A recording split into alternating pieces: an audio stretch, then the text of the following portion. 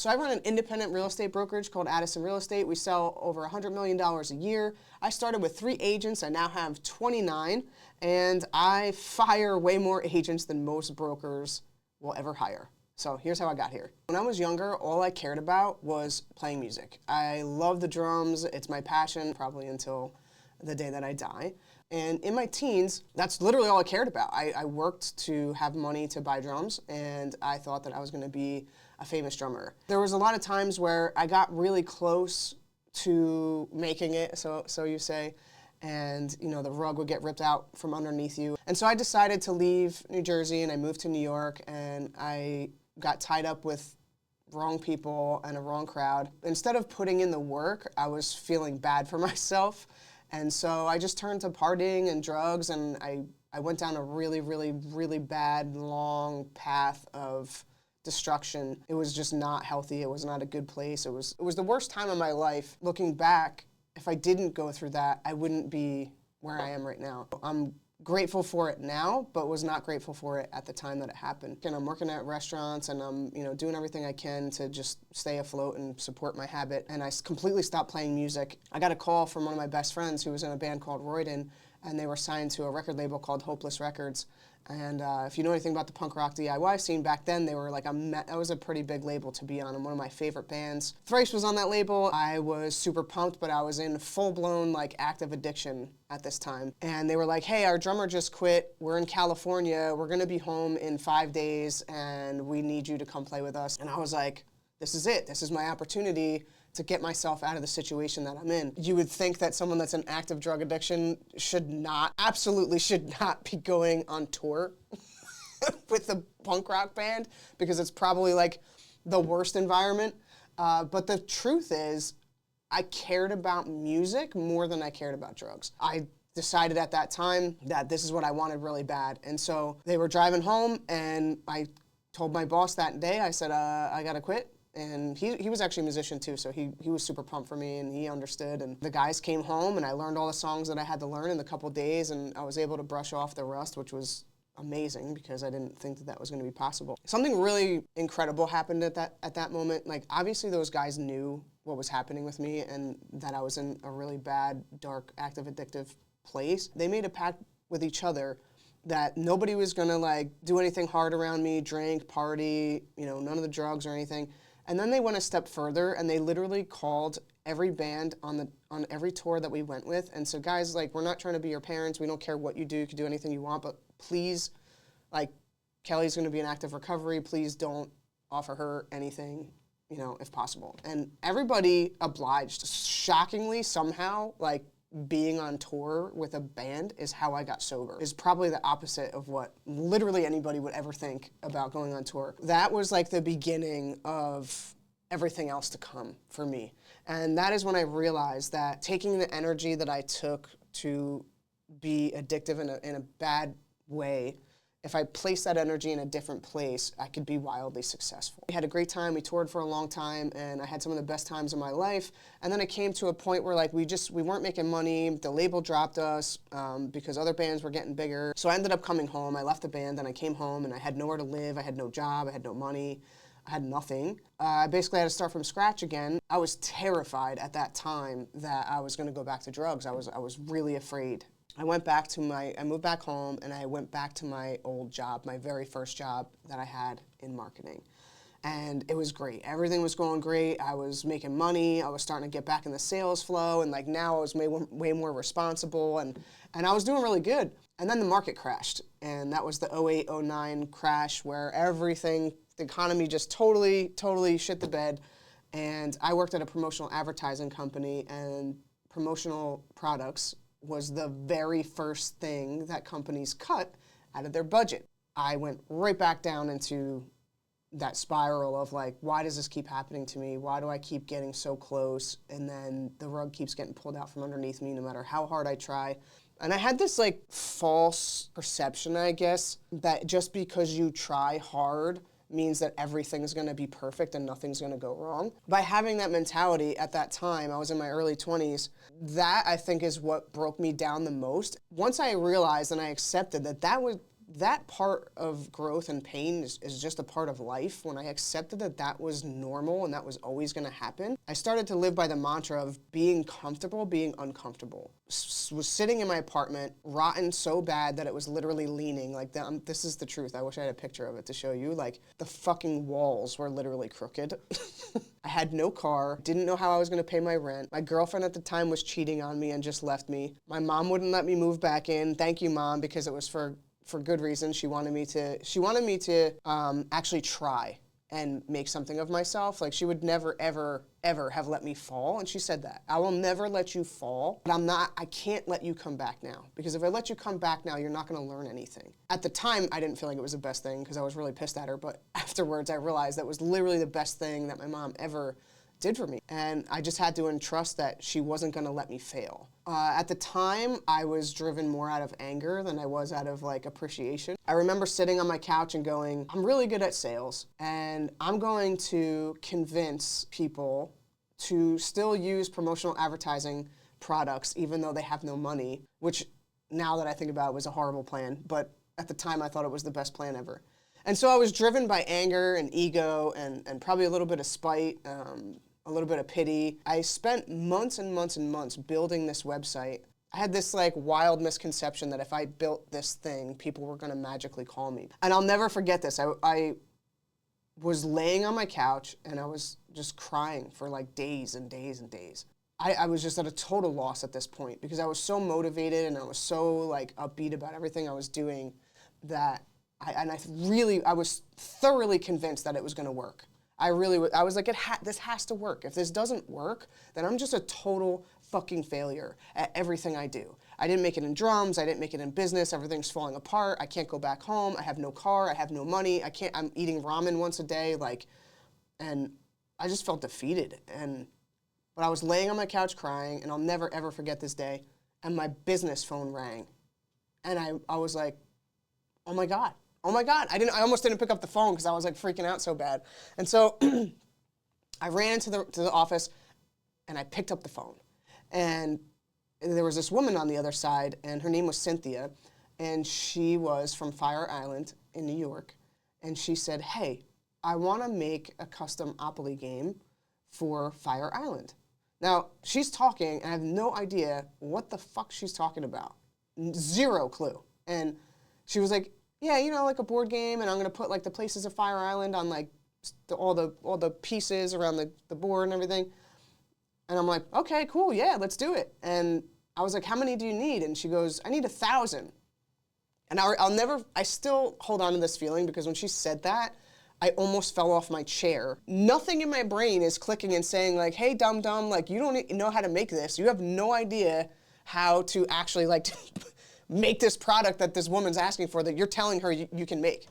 And I start calling every single vendor that I knew from the promotional advertising company that I'd worked at for so long before I moved to New York. Dropped all the promotional advertising stuff and I said, I think there's money in the board game business, and I never even thought about that. Then I revamped my whole company, I renamed my whole company, I did everything like new, and I just focused on just board games. I didn't care about anything else, no promo stuff, I'm just doing board games. And so I ended up selling in my first year a couple deals and I made $5,000. And at that time, $5,000 was the most amount of money. That was like, you might as well give me $10 million. I never saw that much money in my life. I bought this big, giant, flat screen TV and it cost like $4,500. I literally spent $4,500 of the $5,000 I made because at that time, I had no money management skills. I'd never made money, so I didn't know, and I was like really excited, so I just figured I'll just keep making more money. I'm actually really frugal now. And so at that time in my life, I was working from the minute I woke up, like 7 in the morning until, like 3:30, 4 o'clock, and then I would go waitress, and I was waitressing like 5 or 6 nights a week. And so I was paying my bills, and then I was using every single penny that I had left to build my company.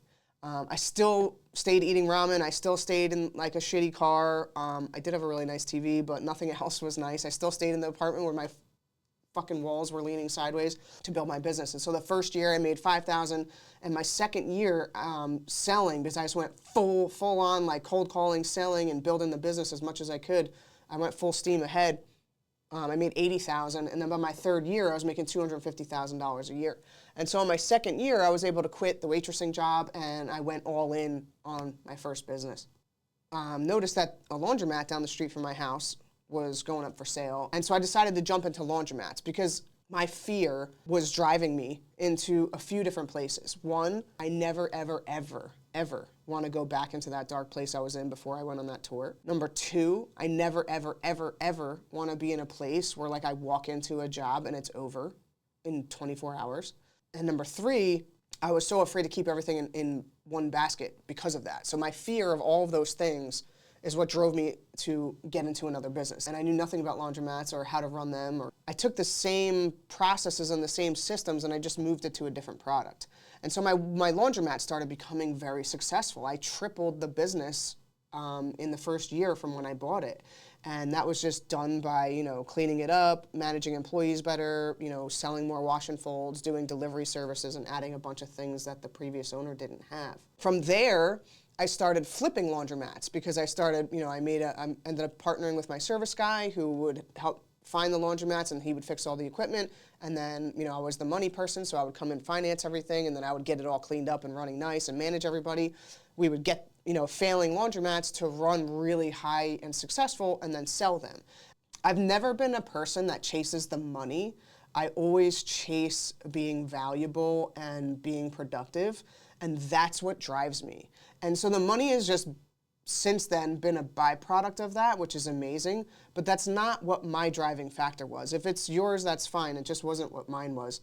I wanted to be valuable and I wanted to be happy in what I did, and I made a pact to myself that I would never continue to do something if I wasn't happy doing it. The board game business just became, something that was very routine for me, and I didn't really enjoy it anymore. And so at that time, I decided I'm going to sell the board game business, keep a couple of the laundromats that I purchased that were supposed to be flips, and I'm going to keep that money running, and then I'm going to go get my real estate license. It was supposed to just be like a side thing. It wasn't supposed to be like a full-on like where I'm about to tell you where I'm at, but literally it was supposed to be I'm gonna live off the laundromats, I'm gonna sell my board game business, I'm gonna buy a house, and then I'm gonna have my laundromats running, and I'll sell real estate on the side just to supplement some income, and that's gonna be my life, and I'm gonna be happy, and that's what I wanna do. Now I have my board game business up for sale, running a couple laundromats, and then I was with my now wife, Missy. At the time, we weren't married yet, but she had been talking about how she always wanted to have a restaurant or a diner or something, and a diner came up for sale, and I decided to buy it. And I said, you know what, let's go into this other venture, because maybe we can run the restaurant together. I'll have the laundromats, I'll sell the board game business, I'll sell houses one or two houses a year, and now we're golden. I bought the restaurant, and me and her ran that for the first couple months, and the whole point of that was her to take it over and do it on her own, and that's what ended up happening. She took a failing restaurant and built it up into a wildly, wildly successful business. Still now, there's a line out the door every weekend. Missy's in Rockaway. You can look it up if you don't believe me. My wife is Missy. She's still on the sign. We did end up selling that recently, but at that time, I still had the board game business running because it was up for sale. I didn't sell it yet. I had a few laundromats going, plus I was flipping laundromats, and now I was going for my real estate license, and I was also now in the middle of building a restaurant. So my plate was overflowing to the point where I had zero social life, and I was on constant churn, just running all the time. My board game business went under contract, and I ended up selling that, so that was good. So that was off my plate. I had that money. I bought the house. I had some extra cash. I paid off the loan I used to get the laundromat at the time. I started selling real estate, and that went from 0 to 100 very quickly. And I think because I was in such a high performing mindset at that time, because of how many things I was running, I was able to just transition right into real estate, and I kept that momentum going. And I ended up falling in love with it, and I ended up becoming successful in it very quickly because I took all of my processes and all of my systems and everything that I learned in business up into that point, and I literally just applied it to real estate. That's when I went from, my first 6 months, I laid down 8 deals from nothing. And that is not, if you know anything about real estate, that is not normal. That does not happen a lot. But I went in and I was ripping. And then my first year, I got Rookie of the Year. You know, I was selling a bunch of deals. I think I did 15 or 18 deals my first year. And then by my second year, I was already up to 30, 35 deals a year. And then by my third year, I was hitting 50, 60 plus deals a year.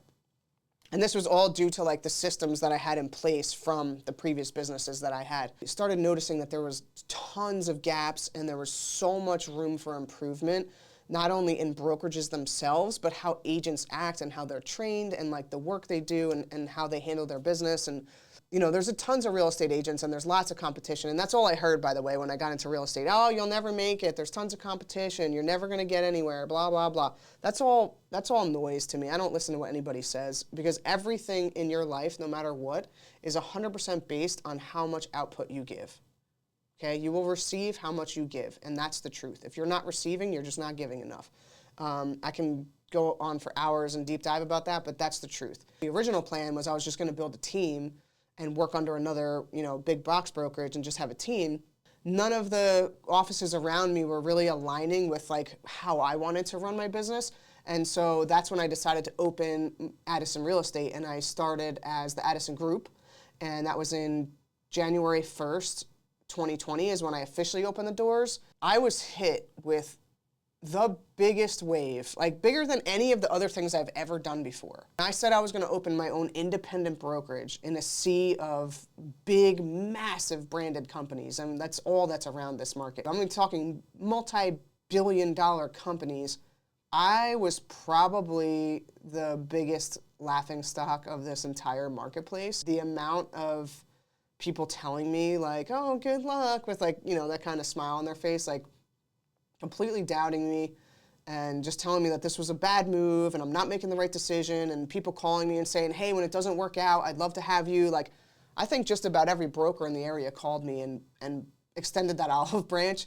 Just like everything else, I kind of just blew it off as noise and I didn't really care or think about it. Everything that I did that made me successful, I put into like a step-by-step system, and I started testing it on new agents. And I started testing it on people that were already producing to see if I could get them to go from 10 deals to 30 deals to 40 deals to 50 deals. And then I started testing it to see if I could get brand new agents that sold nothing to selling 10, 15 deals a year. Over the last couple years, it's now been 6 years since I started that, I can take somebody that has never sold real estate and make them successful in the first year as long as they follow the system that I tell them to follow. Now I have data points of taking people that are stuck at 10 to 15 deals and getting them to hit their goals of 30 or 40 or 50 deals. That's how I became from 2020 to doing, I think I did 500,000 in sales our first year, to last year just hitting over 100 million in sales in 6 years. That might not sound as impressive as it is, because as a broker, I'm very picky about the agents that I have. I could have 500 agents right now if I wanted to, but I am so incredibly picky about the people that are in my culture and the people that are in my office and how they treat the consumer. I'm so picky about having full-time agents, really making sure that the product that we're delivering is white glove, high-end, elite service, no matter what price point you're in.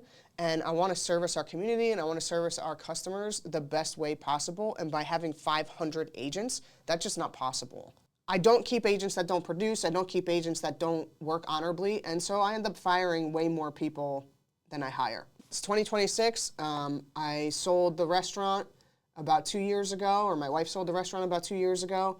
I flip houses. I have a rental portfolio. I have a $100 million producing brokerage, which I'm hoping to hit $150 million this year and keep growing at that pace. My goal with Addison Real Estate is to create the absolute best real estate company in my marketplace possible. That is what I'm trying to do. And by doing that, it's going to take me a long time. I'm not going to be as rich as the other brokers, and that's okay with me, because like I said before, I don't do this for money.